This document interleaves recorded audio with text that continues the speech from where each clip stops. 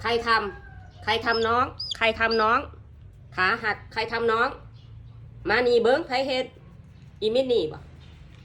อีดาคืออีมินนี่หือมาเบิ้งมารายงานตัวเลยอย่าหนีอีโตดีมานี้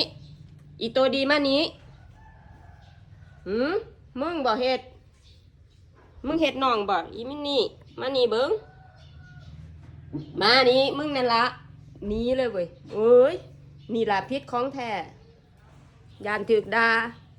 หนีเลยนี่คนที่เขาบ่เฮ็ดเขากลายย่อมรับความจริงเขาบ่ได้เฮ็ดโอ้ยไกลหน่อย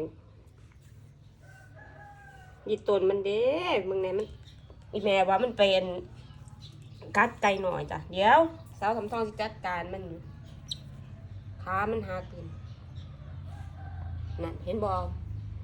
มันพิษมันหนีอีมิดหนีมันสลาดแห้ง